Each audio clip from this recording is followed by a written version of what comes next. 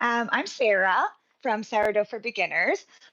I am going to mix up the beginner bread recipe this morning with a slightly higher hydration. And while I'm mixing, I'm just going to talk a little bit about what the essential processes are, and what our philosophy is when it comes to teaching beginners to make sourdough. So I have a ton of tutorials on my channel. All of them are focused on the beginner. All of them are meant to be super simplified. And the whole idea is that we're trying to make sourdough easy, right? So, how can we make it easier for everybody who wants to make sourdough?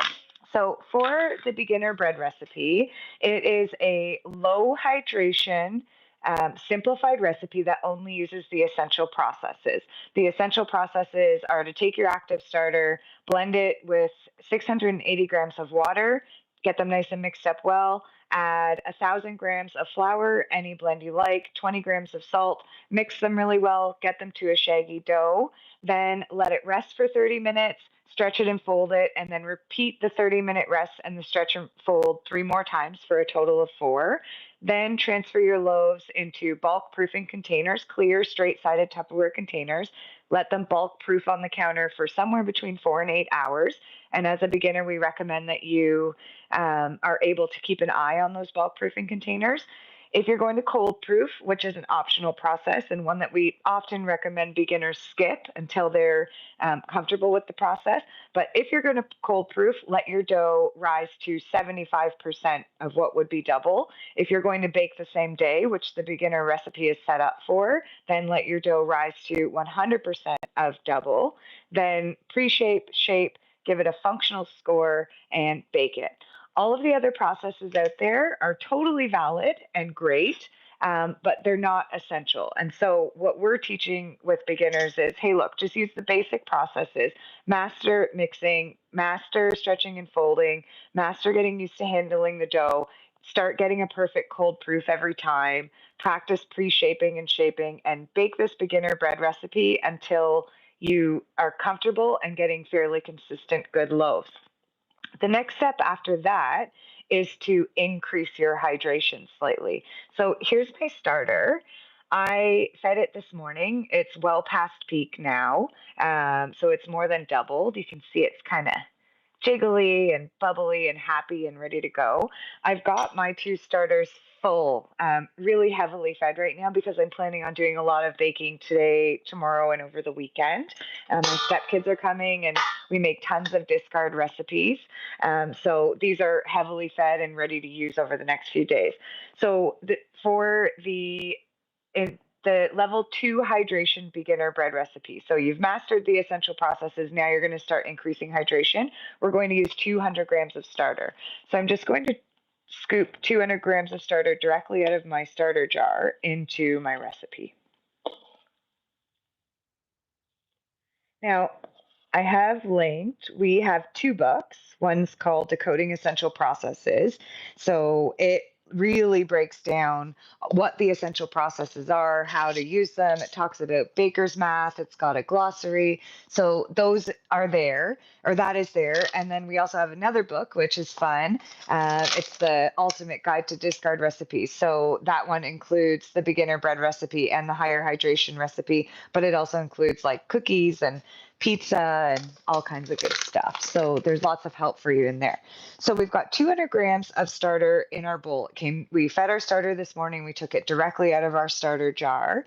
And now we're going to add 700 grams of water. The beginner bread recipe is 680. So we're not doing a huge increase, but that little bit of extra water is going to give us a thinner crust, an airier crumb. But it's also going to give us dough that probably is going to proof faster and is going to be sticky and harder to manage. So for beginners who are just starting out, we say, look, use a lower hydration recipe. We do know that it'll give you a denser loaf and everything else, but just master those processes, get comfortable with sourdough, and then start looking at increasing your hydration. So we're just about there. So we've got 700 grams of water and 200 grams of starter, and I'm just going to take my whisk and I'm going to blend them together until they create a milky substance, till the starter is just completely dissolved in the water. I'm fairly new to lives on YouTube. I do a lot of lives on my Facebook page, and I know how that system works. But when I do the lives on my Facebook page, people come in and ask questions as they see something happening. I'm happy to stop and explain if you want to ask about the starter or whatever it is. So definitely answer those questions. And let's see if I can see. Um, let's see. Yeah, hopefully as comments come in, I'll see them. But like I said, I'm not totally used to how YouTube works yet. So now I'm going to add 1,000 grams of flour. And I always say you can use any flour you want. So I have just regular all purpose flour, the cheap kind from Walmart. And I also have this really nice organic spelt flour. So this is a heavy whole wheat flour. It adds a wonderful taste to the bread. So I'm going to do about 80% all-purpose flour and 20% spelt flour. That sort of gives us the taste and adds the health benefits for us, but it also, um, of the spelt, but also keeps things inexpensive for us. And we're always looking for economies. So there's a lot of myths out there in sourdough, right? You'll hear things like, oh, well, you can't use bleached flour and you can't use metal and you have to use whole wheat flour. And we've tested it all. Um, and it's not true. You can use bleached flour, it'll work fine. If your processes are right, if you're doing things correctly, if you're, confident, you can basically make anything work. There are bakers out there who can make a better loaf with bleached all purpose than other bakers could ever make with the most expensive flour in the world. So definitely don't let anything that you have or don't have be a barrier to starting in sourdough. Use what you've got, practice, get comfortable, master those essential processes, and then you'll be able to have bread for your family. So now I'm just going to top this up to the 1,000 grams.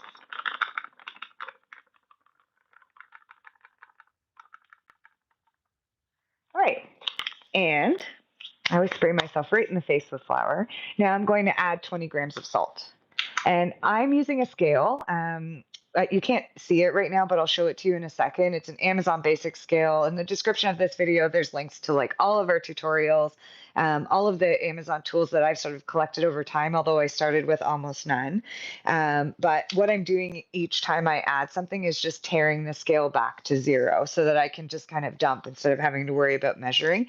On our YouTube channel, which please subscribe, almost all of my recipes are converted to cups for people who don't have a scale. I always say, if you can get a scale, they're like $12 and they make things so much easier. And also, a lot of recipes out there for sourdough are only in grams. And it's fairly easy to convert. The Sourdough Essentials book actually has a conversion tool like chart in there that will help you with it. But having a scale just makes it easier.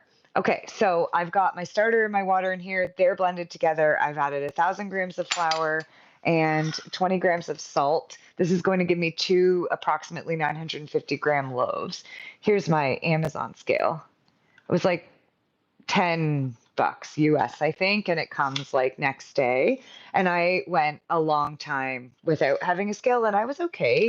But I found things just got easier with the scale. I always say you don't actually need any special tools at all to make sourdough. If you've got a mixing bowl and some flour, you can pretty much find a way to make it work. But over time, some things that make things easier or, some things that we like or wanted to have or wanted to try are fun. And so I've like searched Amazon and found all the stuff that seems to work best and has a good balance of working well and being economical, and created kind of like a favorites list that I share with people.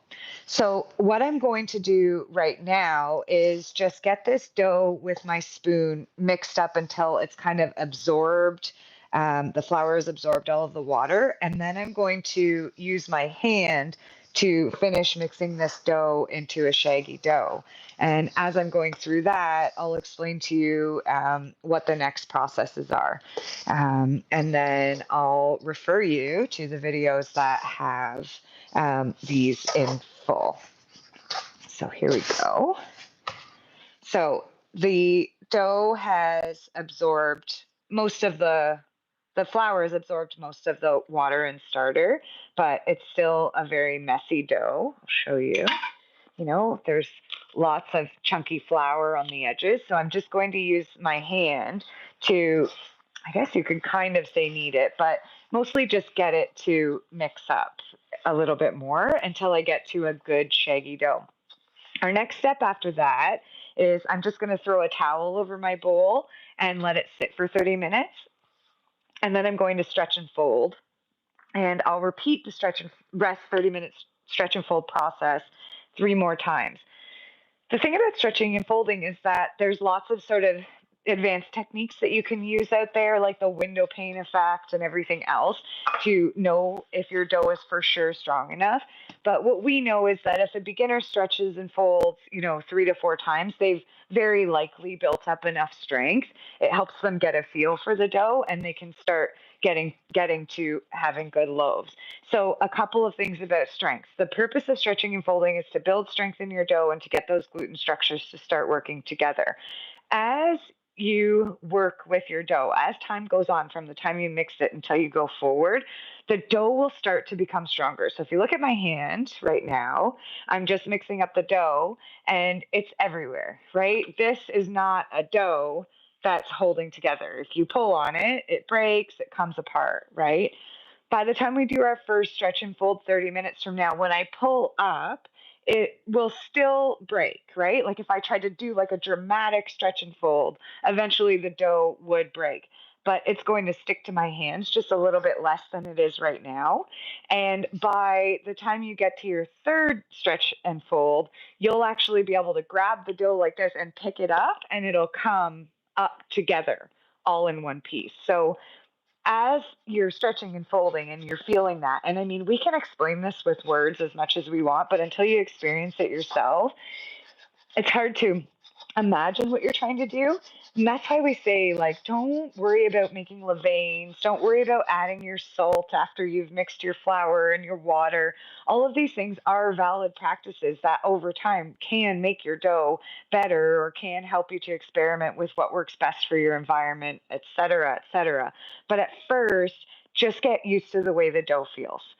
So after we're done stretching and folding, we're then going to put our split our bread into 2 loaves, or if you wanted to, you could have cut this recipe in half and just made a single loaf, and stick them in clear, straight-sided containers, which I'm just going to show you in a minute.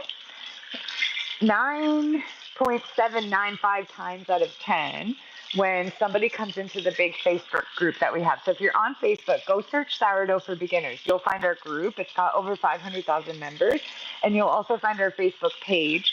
And we post all of our tutorials there. And I do most of my lives from Facebook currently. We'll see how YouTube goes. But currently, most of my lives happen on Facebook.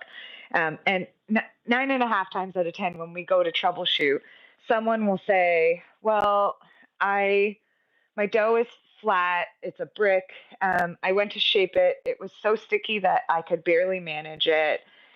What did I do wrong? And sometimes they'll even give us information like, I mixed it last night. I let it sit on the counter overnight, which was about 14 hours. Then I shaped it. Then I put it in the Bannetons and cold proofed it for 12 more hours. And when I took it out, it was falling. It wouldn't hold a score. And when I baked it, it's just a flat pancake. The issue is bulk proofing. And part of the reason that we say beginners might want to just skip cold proofing altogether at first until they're used to how the dough works is because if you've already messed up at the bulk proofing stage, then the cold proofing stage is going to just make it worse. So what we're doing during bulk proofing is we're allowing the bread to start rising. And sourdough bread rises differently than yeast bread does. Yeast bread tends to like rise in a ball. Like it becomes this like more puffy thing. Whereas sourdough will actually rise like sideways and upwards. It'll just sort of fill in the space that it's in. There are a lot of recipes out there that say let your dough bulk proof on the counter overnight. We just don't recommend it. I mean, there are some cases where a dough needs to bulk proof for 12 hours. And if you do this process, you may find that that's what you need. But most of the time, a dough will proof enough in 4 to 8 hours. And so what we say is take your dough and put it in a container like this. So this is just like a basic Rubbermaid, Tupperware, take along type container. And this one is, I'm in Canada, so we operate in liters, but it's 8 cups, 1.89 liters, so a couple of quarts. Take your dough, and I just left it on last time. It's kind of hard to see, but there's a green line here, right? And you can see that the green line kind of comes down on the corner here. What we do is say, take your dough, put put the push the dough deep inside, mark its height, and then you're going to be able to watch how much it's grown. Gold Lever just asked, what's that in my ear? I'll show you. These are Bose quiet, ultra quiet comfort earbuds. Gold Lever, after the live, I'll paste the link to them. I got these for Christmas. And I'm not kidding you, there could be a party going on behind the video right now, and you guys wouldn't know because they have full immersion. They're amazing.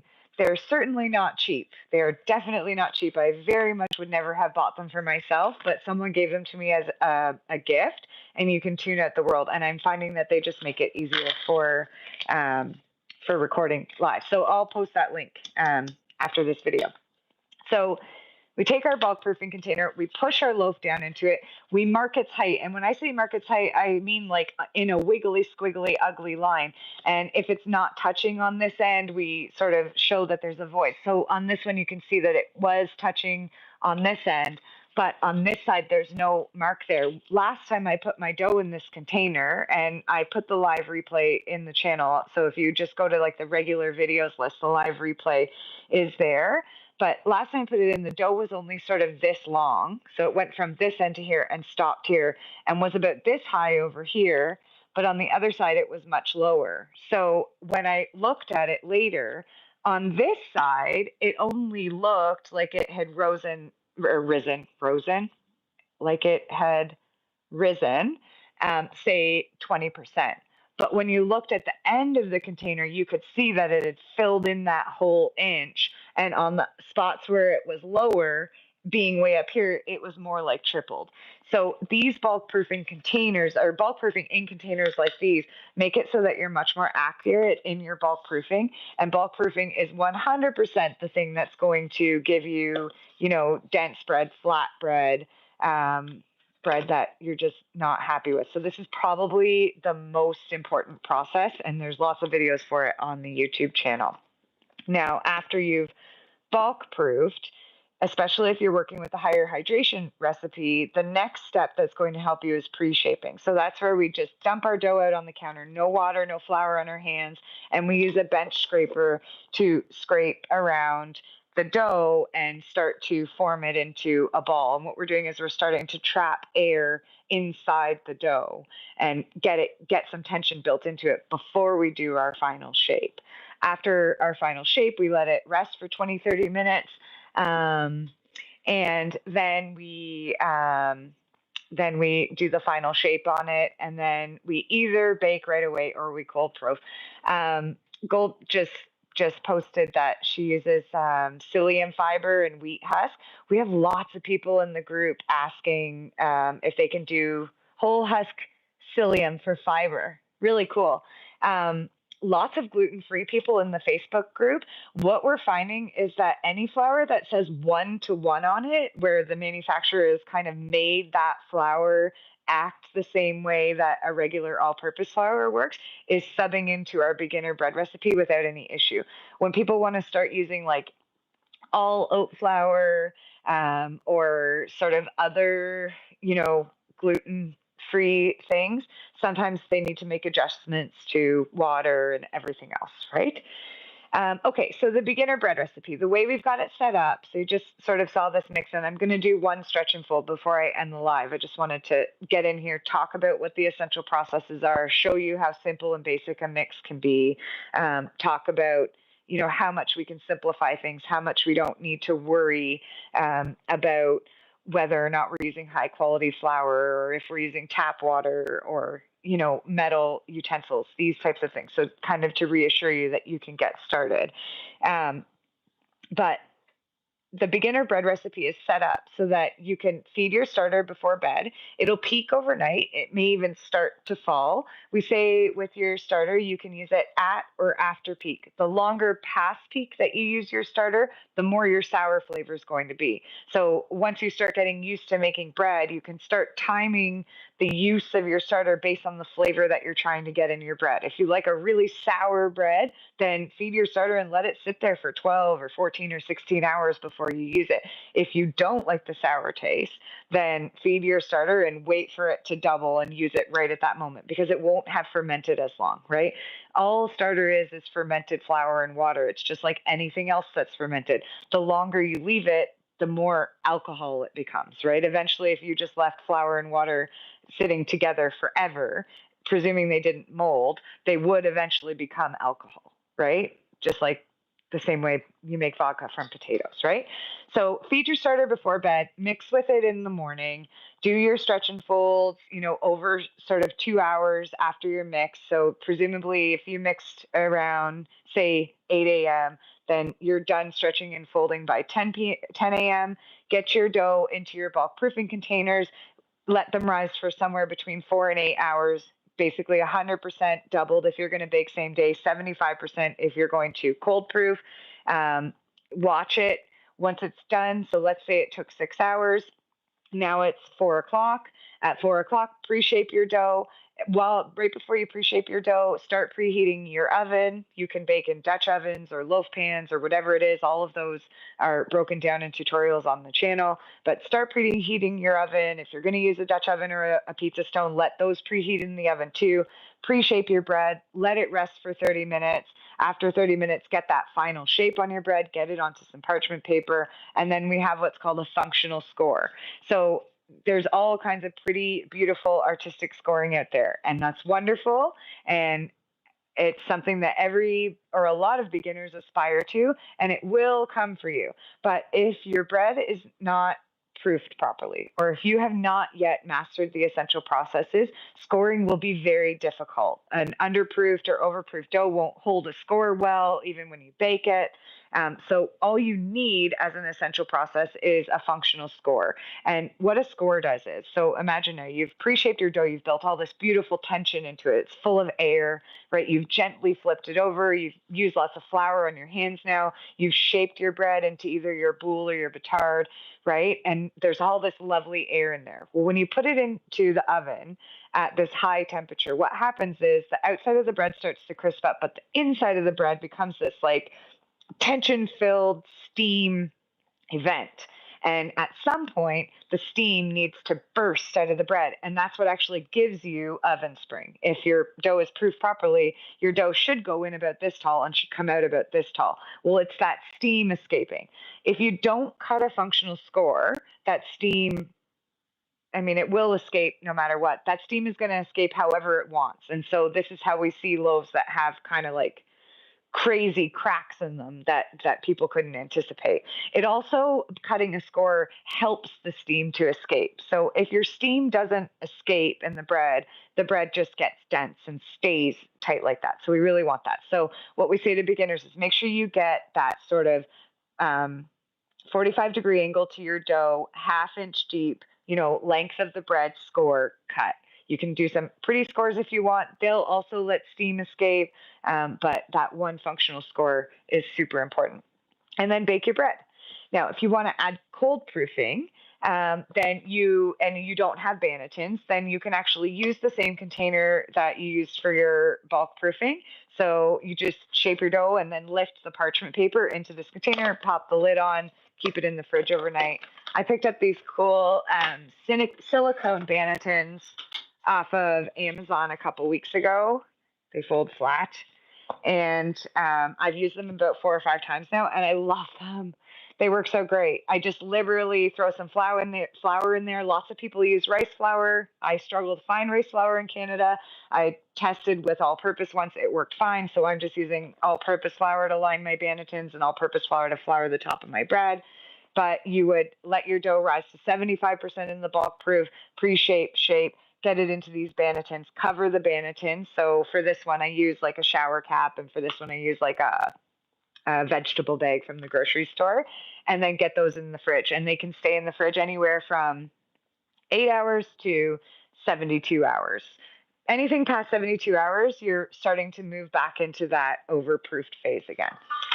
So before I end the live, I just want to show you a little bit about strength. So normally after I do my mix, I would let the dough sit here for 30 minutes before I do my first stretch and fold. But it's been about 20, and I'm just going to cut it a little bit short so you can see. So if you remember while you were watching me mix, I was sticking my hand in there and the dough was sticking to absolutely everything. So now when we stretch and fold, so by the way, here's how our dough looks. Shaggy, and I don't know if you can see super close, but there's like spots in there that are bits of flour that aren't totally mixed in yet. It's still very sticky, right? If we touch it, it doesn't really have any shape yet. It kind of slides around on its own. So we're going to do our first stretch and fold. So I was just like wet my hand a little bit, not super wet, right? Just a little bit damp. And to stretch and fold, we're going to scoop under our dough and pull straight up and then flip it down on itself. And we're going to work our way around the outside and do that. Some people say north, west, south, east, go around. I usually do it 6 or 7 times just to sort of get the dough to start working. But watch the difference between the first time I pull it, even in this first set of stretches and folds, right? The first one that I do, I'm going to show you how you can rip the bread, right? Because I also see this in the group all the time as well. I tried to stretch and fold, but it was just ripping. It does on the first one, especially if you pull really hard. But even by the end of this first set of stretches and folds, the dough is going to start to build some elasticity and you'll be able to see the difference. So watch this first one. So here I go underneath my dough and I pull up and see, it'll break, right? We'll flip it back down.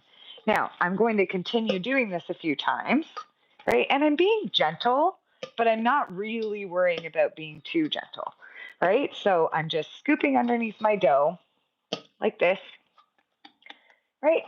And now you'll notice too, the dough's still sticking to my hands, but not nearly as much as it was when I mixed it. And by the time you get to your third or your fourth stretch and fold, the dough will barely stick to your hands at all.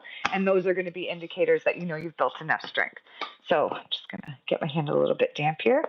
So I'm just going to stretch and fold around this a few more times. And then I'm going to show you that if I pick this dough up, see how it's starting to hold together? It's still going to break eventually, right? But when I first mixed the dough and started pulling on it, all that happened was chunks came out on their own. And when I first did my first stretch and fold, the dough immediately broke when I pulled on it, right? So now I'll show you one last stretch and fold on this. If you look, right, if I do a stretch and fold now, the whole dough is coming with me. So this is why we say if beginners just do 3 to 4 sets of stretch and folds, they can be fairly confident that they've built enough strength. In reality, over time, once you build more experience, so many things are going to affect the strength in your dough. How much water there is, what kind of flour you use, how much flour you use. And you'll be able to start to really tell when your dough is strong enough. Like, for example, I find that oat flour only needs like 2 or 3 stretch and fold because it fuses with the starter really fast, soaks up all the water, and builds strength very quickly. But I also find with oat flour that I need to add more water because it soaks it up and that it bulk proofs much, much faster. So these are sort of the advanced techniques that you can get into later, but just for now, practice. All right, so just to summarize, the rest of my day is going to be this now. 30 minutes rest, stretch and fold. 30 minutes rest, stretch and fold. 30 minutes rest, stretch and fold. That'll be 4. Then I'm going to separate this dough into 2 equal size loaves, plunk them into my bulk proofing containers, push them down as deep into the container as I can. I guess the secret is that usually once I put them in the bulk containers, I usually just give them one more quick little stretch and fold to make them smooth and uniform. Push them down into my bulk proofing containers, mark their height, and then let them bulk proof. In my house and with this dough, I know actually that my dough usually rises within about 5 hours. So 5 hours from now, I'm going to pre-shape the 2 doughs, and shape them and bake them. And then that's it. I'll have bread tonight. People always ask me, well, why do you cold proof? And if you do, tell me about it. I do sometimes, but this is the only bread my family eats. And I also have some very, very sweet neighbors who like the bread. So I always need it. I never have time to cold proof. But usually on Sundays, mix up 4 loaves. I'll bake one and put the other 3 in the fridge to cold proof and bake those 3 over the next couple of days. So I hope this was helpful. This is my first time ever doing a live on YouTube. Well, not ever. I've done a couple before, but I felt so uncomfortable. It's certainly a lot different than Facebook. On Facebook, there's like this constant stream of comments coming in, and I'm used to the phone being sort of tipped up the long ways. So it's definitely different, but I hope you liked it. And if you did watch it, I hope you'll subscribe to the channel. In the description of the video are all of the links that you need. And the channel's got all of the tutorials that you could ever need. Start with the beginner bread recipe and then start looking for the videos that break each thing down. Gold Lover says wheat germ adds years to your life. So does fermented foods. That's kind of how we ended up on sourdough. People say, is sourdough healthier? Well, I know that with yeast bread, especially the kind that you buy in the grocery store, they have to add a ton of salt to keep it from overproofing, right? We talk all the time, oh my gosh, this bread is overproofing. The way they prevent that in the grocery store is by using a lot of salt. So sourdough tends to have a lot less salt, or if the salt it does have is the kind of salt that you can choose yourself that's just pure, rather than kind of the stuff that they use as a salt additive. But also anything that's fermented is known to have all kinds of health benefits, but I'm not a health expert. And I suggest that if you want to learn about that, you do it with maybe Dr. Google or your actual doctor. So thanks everybody for being here, and hopefully we'll see you all again soon.